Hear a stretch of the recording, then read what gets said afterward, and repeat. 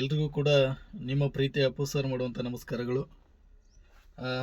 ಈಗಾಗಲೇ ಕಳೆದ ಒಂದು ವಾರಲ್ಲಿ 2 ವೀಡಿಯೋಗಳನ್ನು ಮಾಡಲಿಕ್ಕಾಗಲಿಲ್ಲ. ದಯವಿಟ್ಟು ಕ್ಷಮೆ ಇರಲಿ.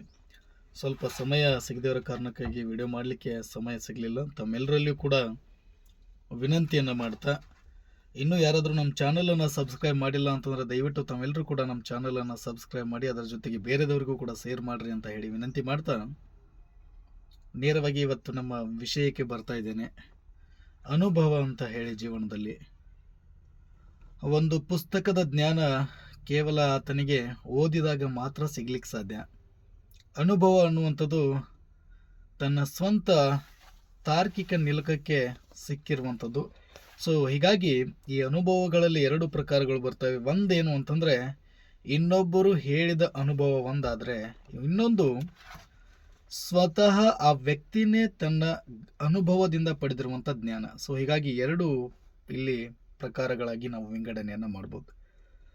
ಸೊ ಇಲ್ಲಿ ಮೊದಲನೆಯ ಒಂದು ಪ್ರಕಾರವನ್ನು ತೆಗೆದುಕೊಂಡಾಗ, ಇನ್ನೊಬ್ಬರು ನಮಗೆ ಸಾಕಷ್ಟು ತಮ್ಮ ಜೀವನದಲ್ಲಿ ನಡೆದು ಹೋಗಿರುವಂಥ ಅನುಭವದ ಕಥೆಗಳನ್ನು ಹೇಳ್ತಾರೆ.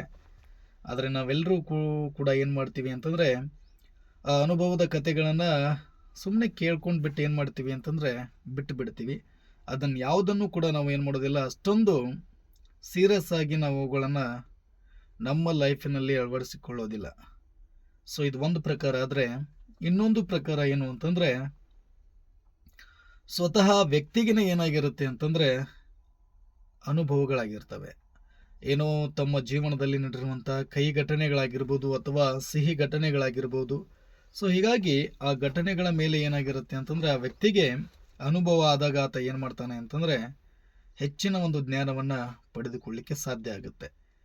ಇಲ್ಲಿ ನಮಗೆ ಯಾವಾಗಲೂ ಕೂಡ ಪುಸ್ತಕದಲ್ಲಿರುವಂತಹ ಜ್ಞಾನ ಜೀವನವನ್ನು ಕಟ್ಟಿಕೊಳ್ಳಲಿಕ್ಕೆ ಅಷ್ಟೊಂದು ಸಹಕಾರಿಯಾಗೋದಿಲ್ಲ. ಆದರೆ ಅನುಭವದಿಂದ ಪಡೆದುಕೊಂಡಿರುವಂಥ ಜ್ಞಾನ ಏನಾಗುತ್ತೆ ಅಂತಂದರೆ ಜೀವನದಲ್ಲಿ ಗಟ್ಟಿಯಾಗಿ, ಸಮಾಜದಲ್ಲಿ ನಡೀತಕ್ಕಂಥ ಅಥವಾ ಅನೇಕ ಸಮಸ್ಯೆಗಳನ್ನು ಎದುರಿಸ್ಕೊಂಡು ಹೋಗ್ಲಿಕ್ಕೆ ನಮಗೇನು ಬೇಕು ಅಂತಂದರೆ, ನಮ್ಮ ಜೀವನದಲ್ಲಿ ಕೆಲವೊಂದಿಷ್ಟು ಅನುಭವಗಳು ಕೂಡ ಏನಾಗ್ತವೆ ಅಂತಂದರೆ ಬಹಳ ಮುಖ್ಯ ಆಗ್ತವೆ. ಇದ್ರ ಬಗ್ಗೆ ನಾನು ಒಂದು ಚಿಕ್ಕ ಉದಾಹರಣೆ ಮೂಲಕ ತಮ್ಮೆಲ್ಲರಿಗೂ ಕೂಡ ತಿಳಿಸಬೇಕಾಗಿತ್ತು ಅಂತಂದರೆ, ಒಂದು ಮಗು ಇರುತ್ತೆ. ಆ ಮಗು ಏನಾಗಿರುತ್ತೆ ಅಂತಂದರೆ ಆಟ ಆಡ್ತಾ ಇರುತ್ತೆ. ಆಟ ಆಡುವಾಗ ಒಲೆಯಲ್ಲಿರುವಂಥ ಬೆಂಕಿಯನ್ನು ನಾವು ಏನು ಮಾಡ್ತಿರ್ತೀವಿ ಅಂತಂದರೆ, ಆ ಒಲೆಯ ಸಮೀಪ, ಬೆಂಕಿಯ ಸಮೀಪ ಆ ಮಗು ಹೋಗುತ್ತೆ. ನಾವು ಹೇಳ್ತೀವಿ ಆ ಮಗುವಿಗೆ, ಮಗು ಆ ಬೆಂಕಿಯನ್ನು ನೀನು ಮುಟ್ಟಬೇಡ ಅಂತ ಹೇಳಿ. ಆದರೆ ನಾವು ಹೇಳಿದ್ದನ್ನು ಆ ಮಗು ಕೇಳೋದಿಲ್ಲ. ಅದನ್ನು ಮುಟ್ಟಿದಾಗ ಏನಾಗುತ್ತೆ ಅಂತಂದರೆ ಆ ಮಗುವಿಗೆ ಸುಡುತ್ತೆ. ಸುಟ್ಟಾಗ ನಾವು ಹೇಳಿದಾಗ ಮಗುವಿಗೆ ಏನಾಗಲಿಲ್ಲ ಅಂತಂದರೆ ಅನುಭವದ ಪರಿಕಲ್ಪನೆ ಆ ಮಗುವಿಗೆ ಬರಲಿಲ್ಲ.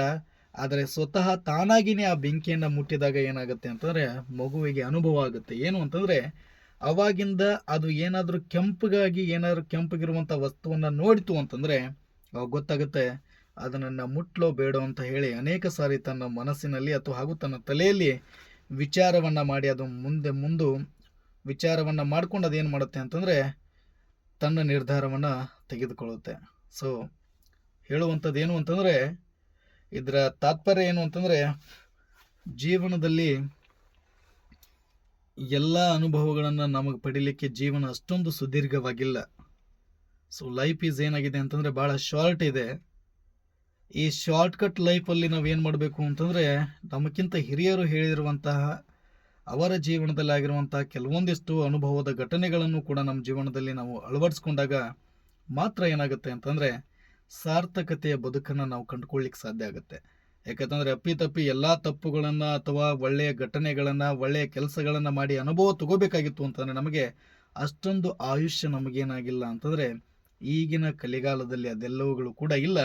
ಅದಕ್ಕೆ ಅಪ್ಪಿತಪ್ಪಿ ನಿಮಗೆ ಯಾರಾದರೂ ಕೂಡ ಹಿರಿಯರಾಗಲಿ ಮತ್ತೆ ಯಾರಾದರೂ ತಮಗೆ ಒಳ್ಳೆಯ ಮಾತುಗಳನ್ನು ಹೇಳ್ತಾ ಇದ್ರು ಅಂತಂದರೆ ದಯವಿಟ್ಟು ಅವುಗಳನ್ನು ಕೇಳಿ ನಿಮ್ಮ ಜೀವನದಲ್ಲಿಯೂ ಕೂಡ ಅಳವಡಿಸ್ಕೊಂಡು ಅದೇ ಥರ ಮುಂದುವರಿರಿ ಅಂತ ಹೇಳ್ತಾ ಇವತ್ತಿನ ಈ ಒಂದು ಸಂಚಿಕೆಯನ್ನು ಮುಗಿಸ್ತಾ ಇದ್ದೇನೆ.